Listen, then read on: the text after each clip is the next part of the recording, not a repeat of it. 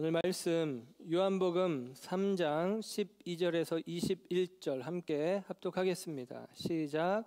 내가 땅의 일을 말하여도 너희가 믿지 아니하거든 하물며 하늘의 일을 말하면 어떻게 믿겠느냐. 하늘에서 내려온 자 곧 인자 외에는 하늘에 올라간 자가 없느니라. 모세가 광야에서 뱀을 든 것 같이 인자도 들려야 하리니 이는 그를 믿는 자마다 영생을 얻게 하려 하심이니라. 하나님이 세상을 이처럼 사랑하사 독생자를 주셨으니 이는 그를 믿는 자마다 멸망하지 않고 영생을 얻게 하려 하심이라. 하나님이 그 아들을 세상에 보내신 것은 세상을 심판하려 하심이 아니요 그로 말미암아 세상이 구원을 받게 하려 하심이라. 그를 믿는 자는 심판을 받지 아니하는 것이요 믿지 아니하는 자는 하나님의 독생자의 이름을 믿지 아니하므로 벌써 심판을 받은 것이니라. 그 정죄는 이것이니 곧 빛이 세상에 왔으되 사람들이 자기 행위가 악함으로 빛보다 어둠을 더 사랑한 것이니라. 악을 행하는 자마다 빛을 미워하여 빛으로 오지 아니하나니 이는 그 행위가 드러날까 함이요 진리를 따르는 자는 빛으로 오나니 이는 그 행위가 하나님 안에서 행한 것임을 나타내려 함이라 하시니라. 아멘. 아멘. 자리에 앉으십니다. 오늘 이 아침에 하나님의 사랑하심과 은혜가 저와 여러분 가운데 함께하는 줄 믿습니다. 우리가 요한복음의 말씀을 계속 살피고 있고 요한복음 3장 오늘 12절에서 21절까지의 말씀을 중심으로 그를 믿는 자마다 라는 제목으로 말씀을 전합니다. 지난 주간에는 계속같이 우크라이나의 전쟁이 발발해서 우리들의 마음이 많은 분들이 거기에 마음이 있을 거라고 생각을 합니다. 저도 남의 나라 일로 여겨지지 않고 계속 마음이 불편하고 어렵고 또 안타깝고 속상하고 그런 마음으로 우크라이나 사태를 보고 있고 기도하고 있습니다. 우리가 그냥 그런 일이 지구 반대편에서 벌어지고 있구나라고 생각하는 것이 아니라 이 땅에 평화가 있도록 하나님의 사람들이 기도해야 될 것 같습니다. 또 어제 이어령 전 장관이 이제 별세했다는 뉴스를 보게 되었습니다. 우리 시대 최고의 지성이라고 불리는 분이에요. 우리 시대 최고의 지성. 야, 이 수식어는 어마어마하지 않습니까? 우리 시대 최고의 지성이다. 우리나라 초대 문화부 장관을 지낸 이어령 장관, 이어령 교수에 대한 별칭입니다. 우리 시대 최고의 지성. 그런데 이분이 따님이 이제 이민아 목사님이라고 10년 전에 돌아가셨어요. 근데 그 10년 전에 이 따님, 이제 맏딸인데 이 따님이 암과 싸우면서 투병하면서도 그 신앙으로 하나님 앞에 견고히 서 있는 모습을 보면서 이어령 장관이, 이어령 교수님이 예수님을 믿기로 마음을 먹고 영접을 하게 됩니다. 그리고 이제 말씀 세계 안에 들어와서 말씀을 살피다가 그분이 이제 책을 하나 썼는데 목회자들도 굉장히 이제 좋아하는 책 중에 하나인데 그 책 제목이 지성에서 영성으로라고 하는 책입니다. 그 책의 내용 속에서 이렇게 이야기해요. 지성의 종착역은 영성이라고 이야기합니다. 우리 시대 최고의 지성이 모든 사람보다 그 지성의 뛰어남이 승하여 최고의 지성이라 불리던 분이 그 인생의 말년에 예수님을 만나고 나서 지성의 종착역은 영성이더라 라고 이야기를 하는 것이죠. 뒤늦게 깨달은 생의 진실에 대해서 모든 게 선물이었다 라고 이야기를 합니다. 모든 게 선물이었구나 라고 고백하는 것이죠. 우주에서 선물로 받은 이 생명처럼 내가 내 힘으로 이뤘다고 생각한 게 다 선물이더라 그렇게 이야기합니다. 내가 내 힘으로 이루었다고 생각했던 것들인데 내 머리로는, 내 지식으로는 내가 내 힘으로 이루어야만 했고 내 힘으로 마침내 이루어서 내 손에 붙잡은 것이라고 생각했던 그것인데 영성의 틀 안에서 깨닫기로는 다 선물로, 다 값없이 주어졌구나라고 인정하는 것이죠. 사랑하는 여러분, 저와 여러분이 어떠한 마음입니까? 여전히 옛사람, 옛 지성의 극치에 우리가 올라서려고 살아갑니까? 아니면 이제는 육으로 난 것은 육이요 영으로 난 것은 영이니 육은 무익하니라 오직 영으로 우리가 거듭나야 될 텐데 이 영의 자리에 서서 하나님의 은혜, 모든 것이 하나님의 은혜였구나라고 고백하며 살아갑니까? 저와 여러분들이 이와 같은 삶의 자리에 서야만 할 줄로 믿습니다. 저와 여러분의 오늘의 삶의 고백이, 오늘 저와 여러분의 예배의 고백이 하나님의 은혜를 바로 알고 그 은혜 앞에 나를 세워가는 삶이 되시기를 주님의 이름으로 축원합니다. 오늘 우리가 읽은 말씀 가운데 중간에 요한복음 3장 16절은 너무나 잘 아는 말씀이죠. 요한복음 3장 16절 하나님이 세상을 이처럼 사랑하사 독생자를 주셨으니 이는 그를 믿는 자마다 멸망하지 않고 영생을 얻게 하려 하심이라. 이 말씀을 아마도 우리 많은 기독교인들이 압니다. 기독교인들이 아닌 사람들도 이 말씀을 아는 사람들이 있을 거예요. 이 말씀은 기독교 신앙의 정수, 복음의 핵심이라고 이야기를 합니다. 이 말씀, 요한복음 3장 16절, 성경 66권 가운데 가장 중요한 한 말씀이 뭐냐라고 이야기한다면 우리는 아마도 어느 누구도 예외 없이 요한복음 3장 16절이라고 이야기할 것입니다. 이 말씀 안에는 하나님의 사랑과 섭리와 하나님의 마음과 뜻이 다 담겨져 있고 단어 하나하나에 하나님의 마음이 담겨져 있음을 우리가 보게 되어집니다. 이 말씀이 너무나 익숙한 나머지 우리는 그냥 쉽게 외울 수 있는 말씀이기도 하지만 그냥 너무나 익숙한 나머지 그냥 아무 감동과 아무 느낌 없이 이 말씀을 우리가 그냥 듣기도 하고 생각하기도 할 수 있겠지만 이 말씀은 상당히 충격적인 말씀이고 이 말씀은 강력한 말씀이에요. 요한복음 3장 16절이 참 중요하기에 우리가 아이들에게는 노래를 통해서 만들어서 알려주기도 하잖아요. 하나님이 세상을 이처럼 사랑하사 독생자를 주셨으니 누구든지 예수 믿으면 멸망하지 않고 그냥 어떡하더라? 영생을 했나? 영생을 얻으리로다. 요한복음 3장 16절 그러면서 이제 노래 불렀던 것도 기억이 나요. 네, 그리고 그렇게 가르치기도 했고 그만큼이나 중요한 말씀이죠. 중요한 말씀. 근데 중요한 말씀을 넘어서 오늘 우리가 성경을 보고 있는데 유대인들의 입장에서 니고데모의 입장에서는 충격적인 말씀이기도 합니다. 다시 한번 전체적인 틀을 다시 한번 말씀을 드리는 것은 우리가 한 부분을 내가 느끼는 느낌으로만 보는 게 아니라 왜 이런 말씀이 우리 가운데 주어졌는지를 좀 생각하기를 원하는데요. 요한복음 3장 앞부분에는 요한복음 2장이 있죠. 요한복음 2장에는 예수님께서 가나 혼인잔치에서 물로 포도주를 만든 사건 첫 번째 표적, 그리고 나서 예수님께서 유월절을 지키기 위해서 예루살렘에 올라가셨다가 예루살렘의 성전에 들어가셔서 성전 장사치들을 쫓아내시면서 예수님이 화내시면서 이야기하시잖아요. 예수님 분을 내시면서 이야기합니다. 뭐라고 이야기합니까? 내 아버지의 집이 장사하는 집이 됐다. 장사치들이 내 아버지의 집을 점령했다. 내 아버지의 집은 만민이 기도하는 집이어야 하는데 강도의 소굴이 되었다라고 예수님이 속상하시면서 이야기합니다. 그러면서 어떤 이야기를 하냐면 물론 부활에 관해서 이야기하시는 말씀이지만 이 성전을 헐어라. 이 성전을 허물어라. 이 성전을 파괴하라. 예수님이 말씀하십니다. 성전을 부숴라 라는 거죠.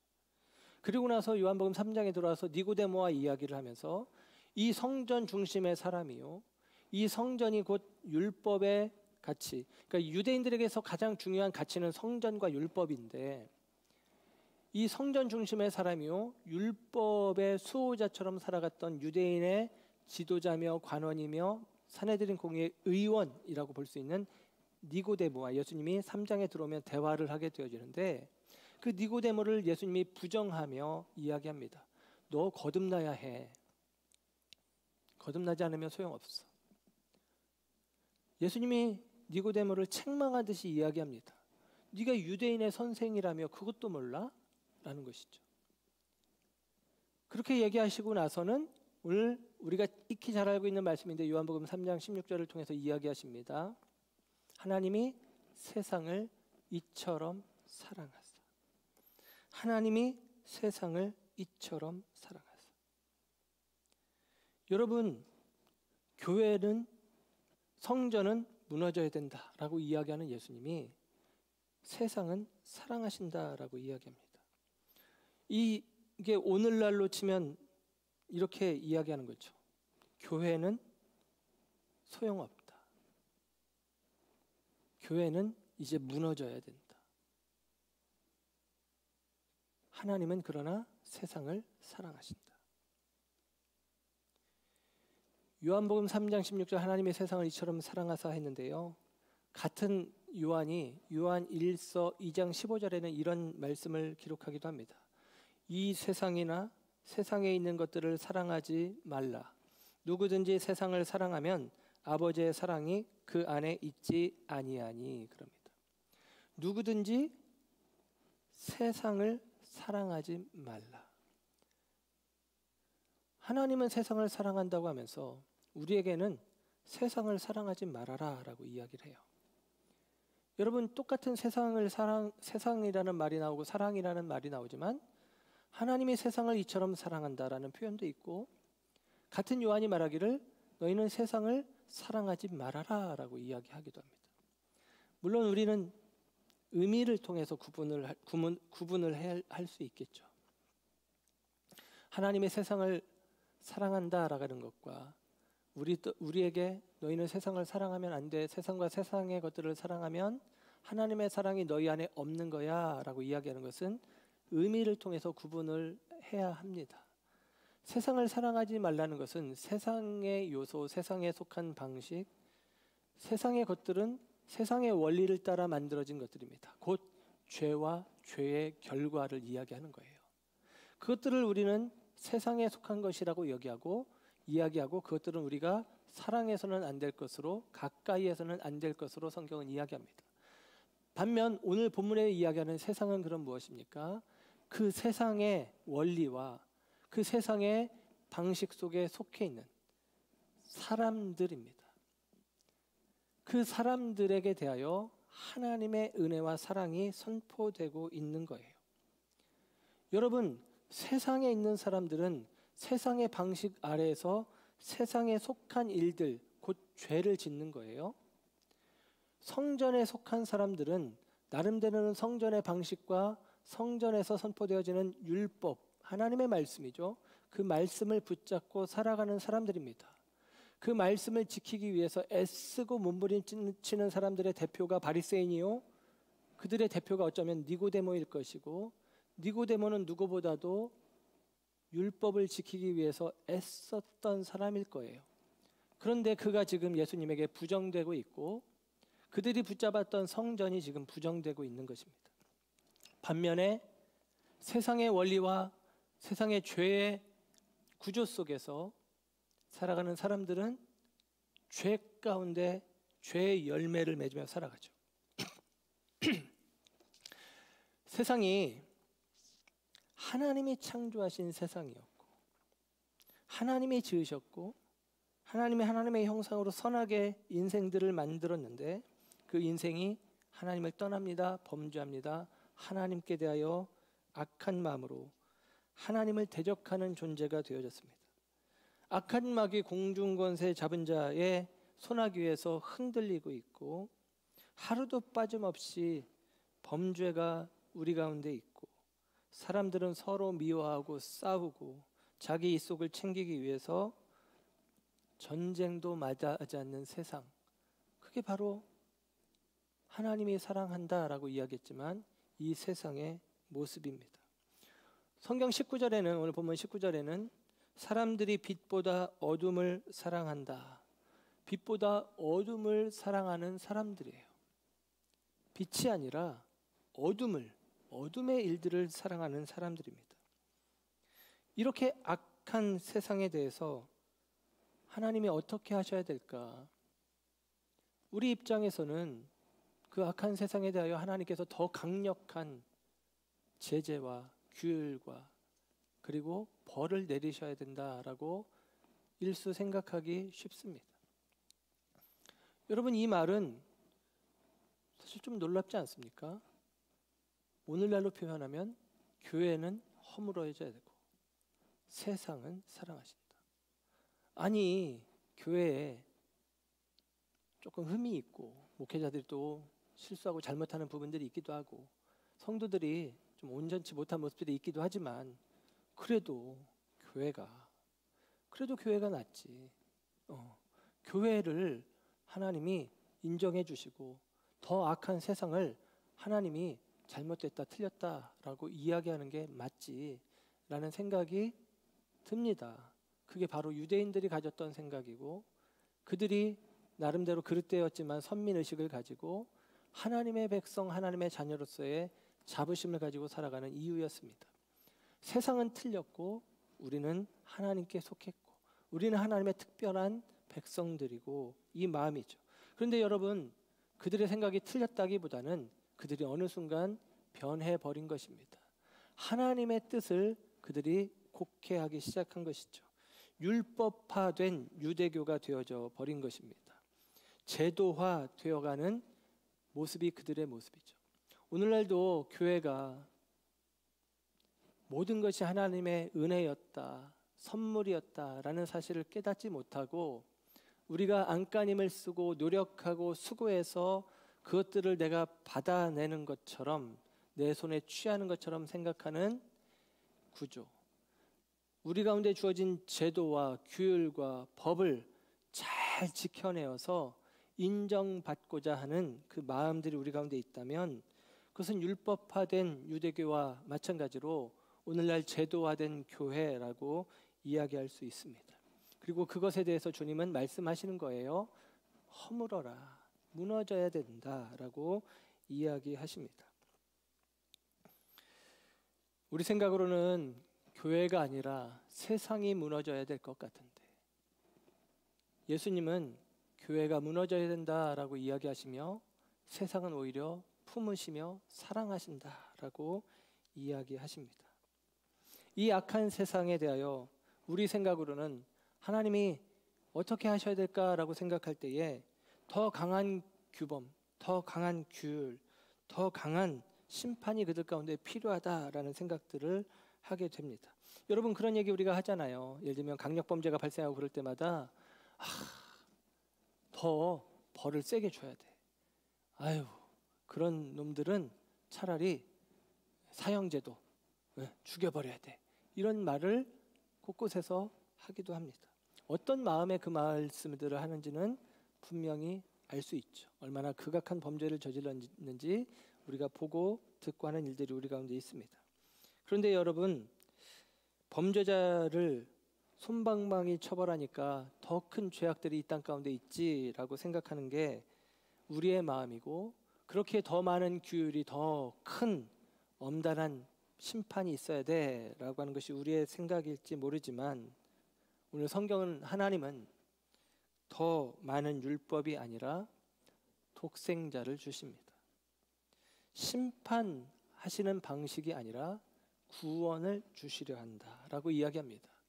오늘 요한복음 3장 17절은 이렇게 기록해 줍니다. 하나님이 그 아들을 세상에 보내신 것은 세상을 심판하려 하심이 아니요 그로 말미암아 세상이 구원을 받게 하려 하심이라.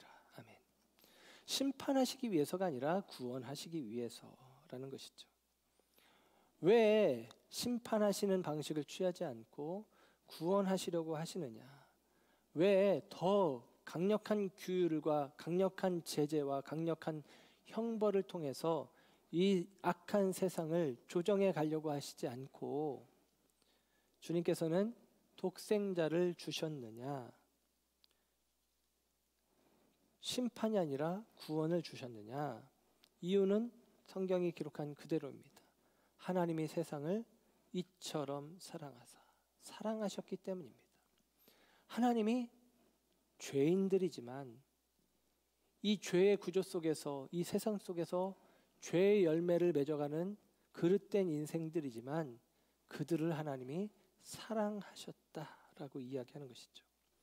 그리고 그 사랑을 표현하기를 이처럼 사랑했다라고 이야기해요. 이처럼, 이것처럼 사랑했다라는 것입니다. 아이에게 우리가 간혹 묻습니다. 아빠 사랑해? 엄마 사랑해? 이렇게 물으면 아이가 네 사랑해요. 얼만큼 사랑해? 이만큼 사랑해요. 이만큼만 사랑해? 그러면 아이가 고민하죠.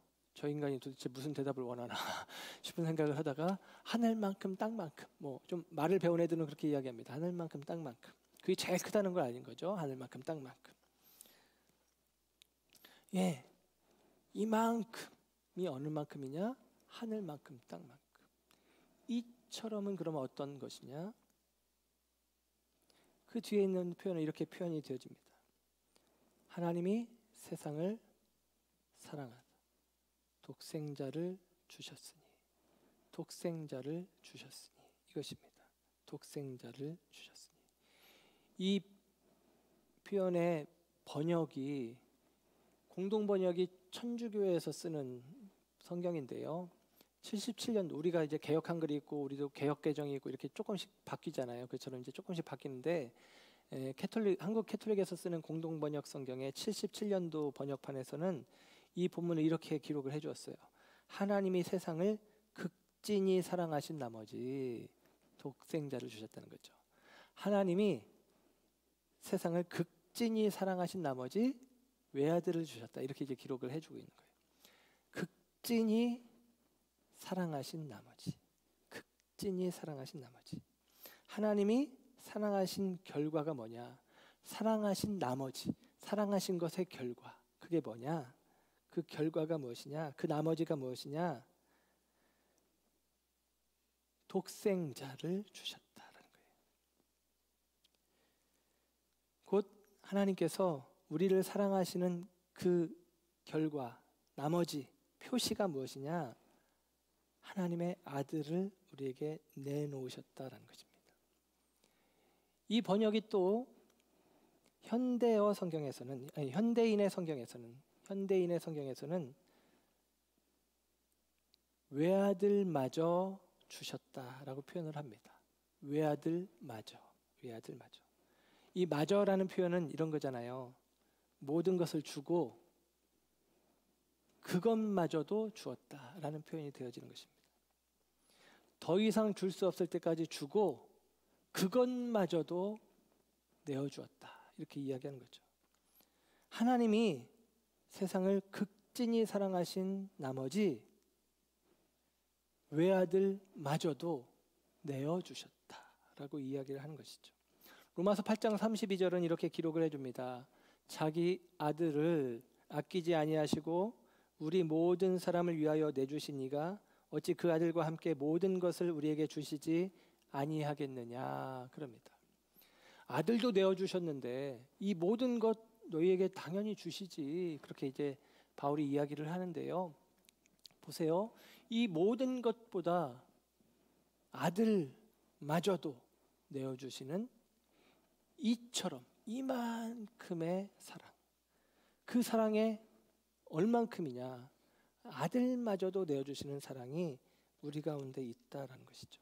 그 사랑, 그 아들마저 내어주실 만한 하나님의 사랑, 그 사랑이 우리로 하여금 죄인된 우리, 죄 가운데 속한 세상, 그 세상을 심판하는 것이 아니라 구원하려 하시는 하나님의 이유가 되어진다라는 것입니다.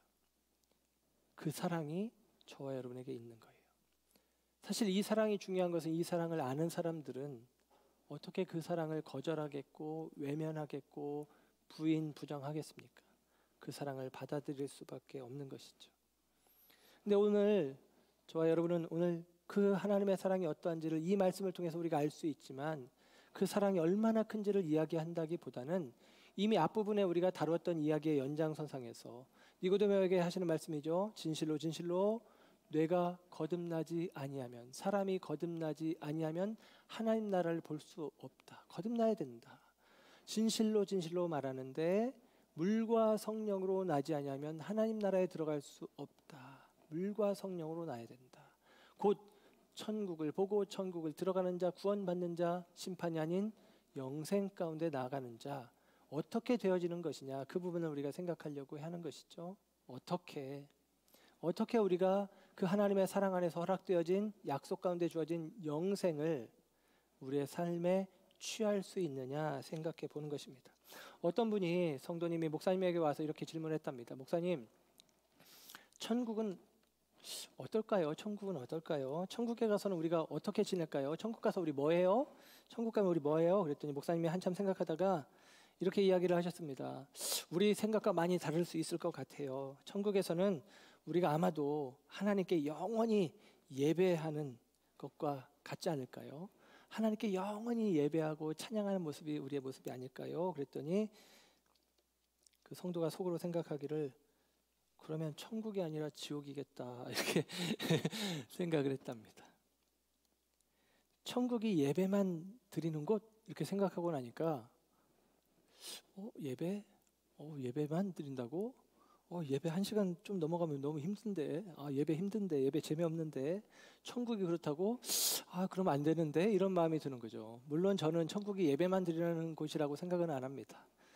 성도들의 교제도 있고, 저는 좋아하니까 거기에는 황금 잔디가 있는 축구장도 있고 뭐 그럴 거라고 생각도 하고 기대도 해보는데, 근데 그래도 천국의 가장 중요한 의미는 그 천국이 하나님이 계신 곳이라는 게 중요해요. 천국에 어떤 시스템과 시설들이 갖춰졌냐가 중요한 게 전혀 아니고, 우리가 생각하는 그런 차원이 아니고, 천국이 하나님이 계신 곳, 그 하나님께 우리가 서는 곳, 그런 개념이라면 어쩌면 그걸 가장 잘 설명하는 것은 천국은 우리가 영원히 예배하는 곳이라고 이야기하는 게 가장 맞을 텐데, 그런데 예배하는 곳, 영원히 예배하는 곳, 힘들겠네. 천국이 아니라 지옥, 그런 생각이 만약에 우리 가운데 든다면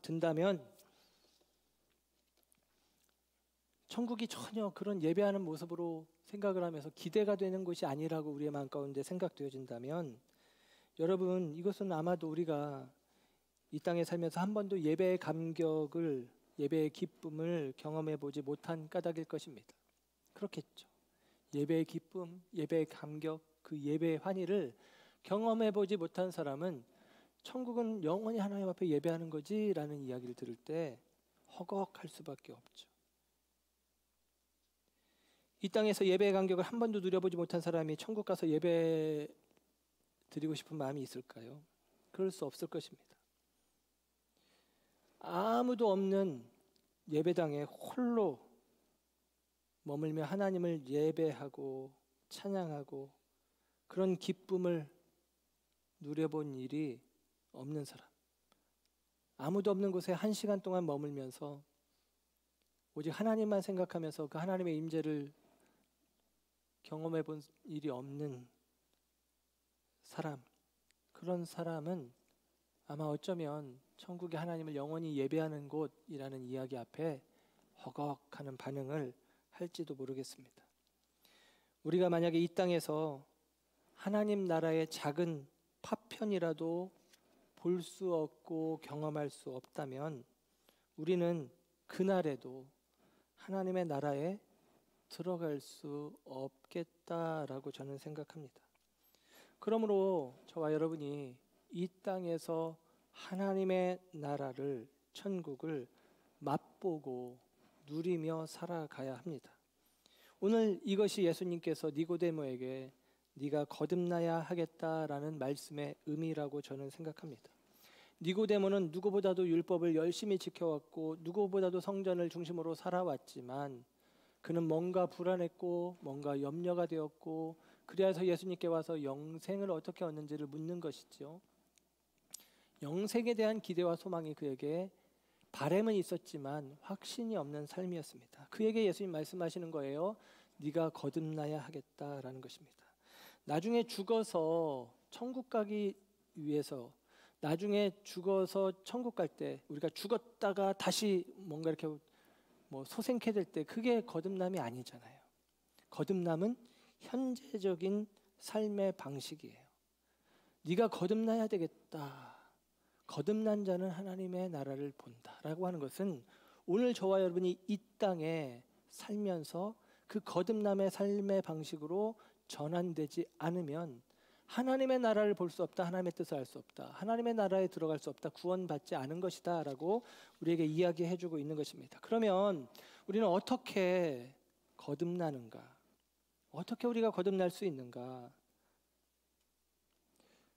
지난번에 이야기할 때는 물과 성령으로 나야 된다라고 이야기했는데, 물론 너무나 중요하고 중심이 되는 것은 성령으로 거듭나는 것이다 말씀드렸습니다. 성령은 바람과 같다. 임의로 분다. 우리에게 달려있는 것이 아니라 하나님의 뜻과 계획과 섭리 속에 있는 것이다. 그러나 우리에게 물세례의 의미가 중요하다. 그 물세례를 통해서 자기 중심을 깨뜨리는 거죠. 자기 부인입니다. 이제까지의 나의 삶을 부정하고 주님 안에서의 새로운 삶에 대한 기대를 가지고 나아가는 것, 그것이라고 말씀을 드렸어요. 그런 자에게 성령을 주시겠다고 약속하신 것이다 라고 말씀을 드렸습니다. 오늘 성경은 우리에게 이야기해 줍니다. 어떻게 거듭날 수 있느냐, 어떻게 영생을 얻느냐. 오늘 본문에 보니까 15절과 16절에 반복해서 이야기해 주는데요. 15절, 이는 그를 믿는 자마다 영생을 얻는다. 16절도 하반절에 이는 그를 믿는 자마다 멸망하지 않고 영생을 얻는다. 영생을 얻게 하려 하심이라 그럽니다. 믿는다라는 것이죠. 예수께서 그를 믿는 것, 그리스도이심을 믿는 자마다 영생을 얻는 것입니다. 거듭나는 것이죠. 위로부터 난 자가 되어지는 것입니다. 하나님께로부터 난 자가 되어진다라고 우리에게 이야기를 해주고 있습니다. 여러분, 예수께서 그리스도이신 것을 믿는 자는 구원을 얻습니다. 영생을 얻습니다. 믿으시기를 주님의 이름으로 축원합니다. 그러면 믿기만 하면 되는 것이냐? 그래, 믿지, 나 믿지. 예수님이 하나님의 아들이신 거 믿고 예수님이 십자가 이처럼 사랑하사, 하나님께서 세상을 이처럼 사랑하셔서 독생자를 내어주셨는데, 그 독생자를 내어주셨다라는 의미, 우리말로 내어주셨다라는 의미는 포기했다, 유기했다, 그런 의미입니다. 하나님께서 예수님을 포기하고 내어주셨는데 그게 바로 십자가 위에 우리를 내어주신 것이죠. 그 십자가의 예수님 내가 믿지, 십자가의 은혜 내가 믿지, 그렇게 이야기하면 그러면 오케이, 그래 너는 믿었네, 그러니까 너는 구원받았어, 하나님의 자녀야 라고 이야기하는 것입니까? 물론 맞습니다. 우리가 예수님을 그리스도로 고백하고 예수님이 하나님의 아들이신 것과 예수님이 나의 구원자이심을 믿음으로 고백하는 것이 중요합니다. 그러면 구원을 얻습니다. 그런데 여러분, 이 믿음이 거기에서만 국한되는 것이 아니라 요한복음 1장 12절을 통해서 우리 가운데 이야기하는 것은 이렇게 이야기하죠. 영접하는 자 곧 그 이름을 믿는 자들에게는 하나님의 자녀가 되는 권세를 주셨으니. 하나님의 자녀가 되는 방식은 무엇이냐? 믿는 것인데, 믿는 것은 뭐냐? 곧 영접하는 것이다. 영접하는 것은 믿는 것이다. 믿는 것은 영접하는 것이다 라고 이야기를 합니다. 그러니까 여러분, 저와 여러분이 예수님을 믿는다, 예수님을 그리스도로 믿는다라는 것은 예수님이 그리스도로 내가 영접하는 것이고, 예수님이 하나님의 아들로 주인으로 내 삶 가운데 영접하는 것입니다. 예수님을 내 삶에 모셔드리는 것이고, 예수님을 내 삶에 모신다는 것은 예수님이 내 인생의 주인이 되어지시도록 모셔드리는 것을 이야기를 하는 것입니다. 예수님이 내 삶의 주인. 우리가 천국에 가서 예수님을 보고 깜짝 놀라거나 예수님을 보고 실망하거나 할 수 있는데, 만약에 그런 반응이 우리의 반응이라면 어쩌면 그런 반응은 있어서는 안 되고 있을 수 없는 반응입니다. 왜냐하면 우리는 예수님을 지금 경험하고 있어야 하기 때문입니다. 우리가 예수님을 믿고 예수님과 동행하는 삶을 살아간다면 그냥 천국에 가서 예수님을 뵐 때, 표현이 좀 이상하긴 하지만 그러려니 할 수 있어야 할 만큼 이 땅에서 우리는 주님을 경험하며 살아가야 된다라고 하는 이야기입니다. 그냥 천국에 가서도 어제 본 사람 오늘 또 만나듯이 그러한 모습이어야 하지 않을까라는 생각을 해봅니다. 물론 거기 가면 지금 우리가 우리 안에 모신 예수님을 경험하지만 예수님을 정말로 우리가 밝히 보는 날이 있을 때 깜짝 놀랄 수도 있고 반가울 수도 있고 너무 감사할 수도 있고 그런 것 제가 없다는 얘기가 아니라 우리가 예수님을 믿는다, 예수님을 영접했다, 예수님이 내 삶의 주인이 되었다, 예수님이 나와 동행하신다라는 것을 우리의 삶에 실제로 우리가 누리고 있다면 오늘의 예수님과 천국에서의 예수님이 어제 본 그 사람을 오늘 다시 보는 것 같은 마음으로 뵐 수 있어야 한다라는 것이죠. 찬송가 540장의 3절 가사는 이런 가사가 있습니다. 주의 얼굴을 항상 배우니 더욱 친근합니다. 주의 얼굴을 항상 배우니 더욱 친근합니다. 항상 주님의 얼굴을 배웁다가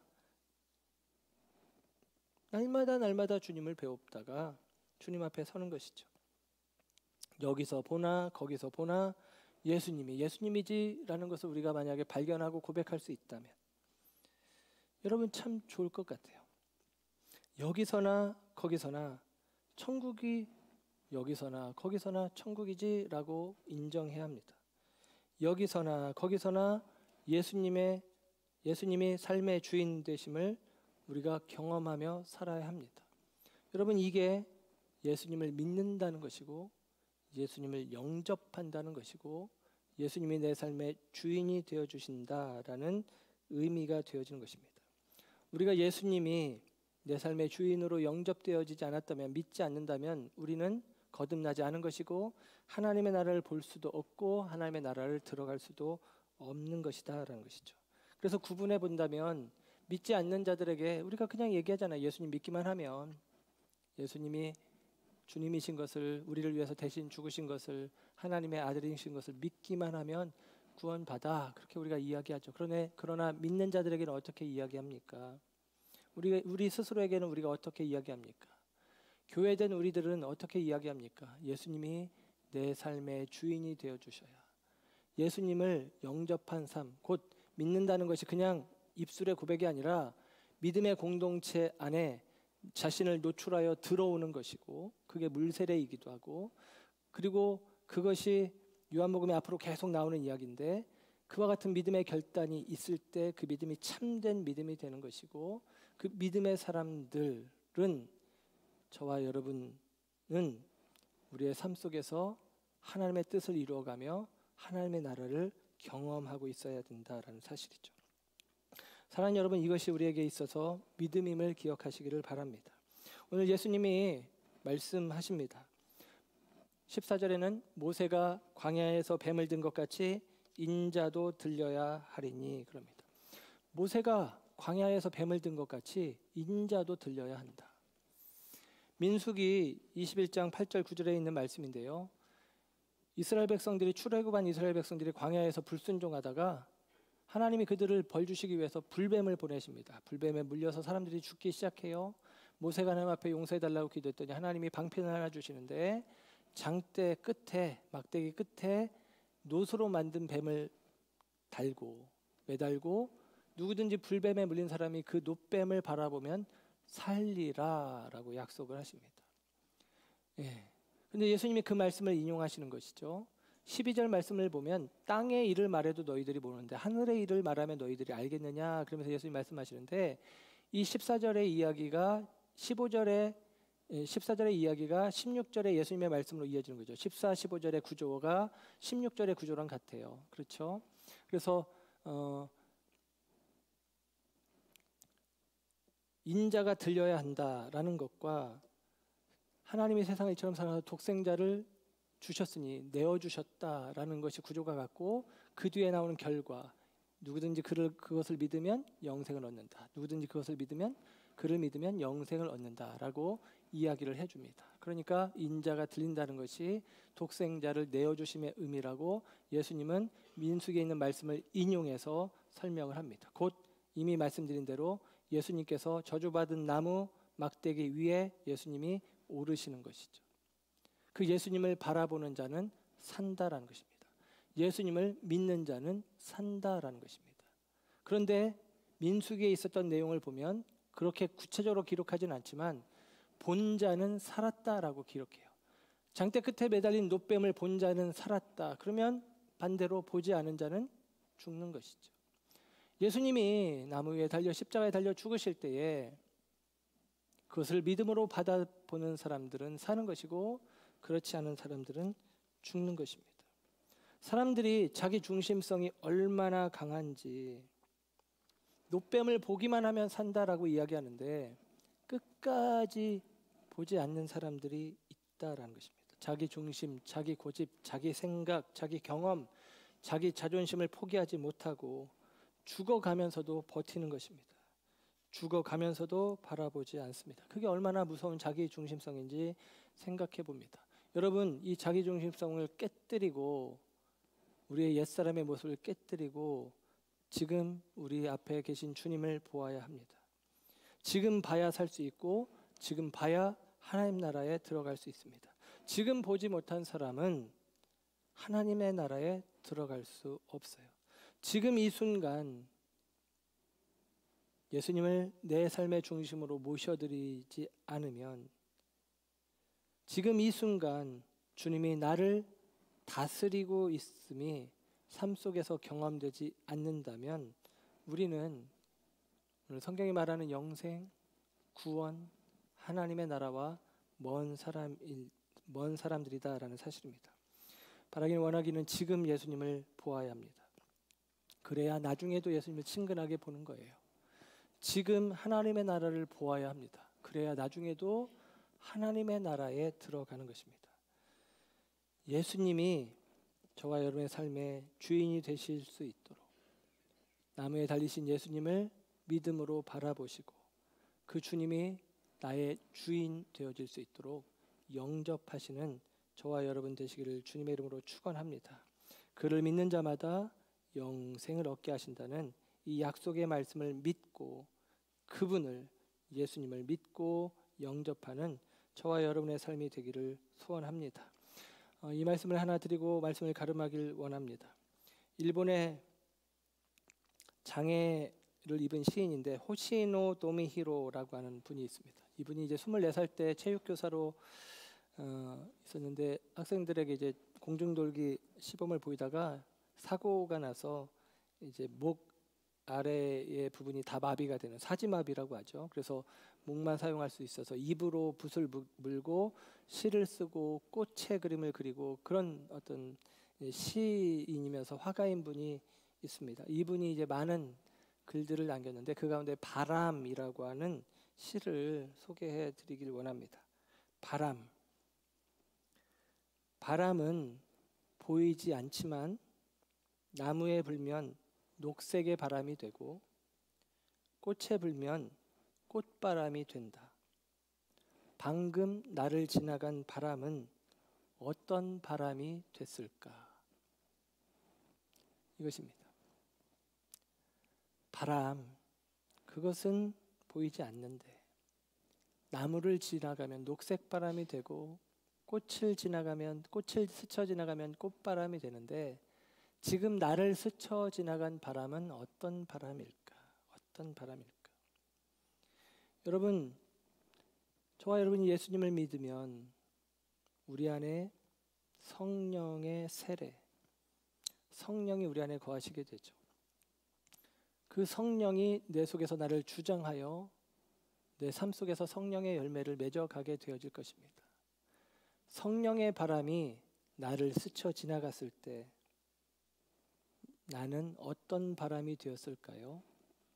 여전히 자기 중심성에서 벗어나지 못하여 자기 욕심을 따르는 악취를 내고 있습니까? 아니면 그리스도의 충만함 가운데서 성령의 바람을 통하여 그리스도의 영이신 그분이 나를 통하여 그리스도의 향기로 세상 가운데 드러나고 있습니까? 여러분, 저와 여러분이 예수님을 믿는다는 것은 저와 여러분의 삶이 오늘 주님께서 나를 통과하여 가실 때에 내 삶의 흔적들이 예수에게 속한 자의 삶으로 나타나는 것을 이야기합니다. 바라기는 원하기는 저와 여러분의 오늘의 삶이 향기로운 삶이 되길 원하고 이어지는 말씀들을 보면 빛을 향하여 나가는 걸음들, 빛된 삶이 되어지길 원하고 저와 여러분의 삶이 오직 하나님 안에서의 옳은 행실들이 되어져 가기를 주님의 이름으로 축원합니다. 이 믿음이 입술의 고백을 넘어서 삶의 실제가 되어지고 오늘 하나님의 나라를 보고 오늘 하나님의 나라를 경험하는 저와 여러분 모두가 되시기를 주님의 이름으로 축복합니다. 기도하겠습니다. 좋으신 주님,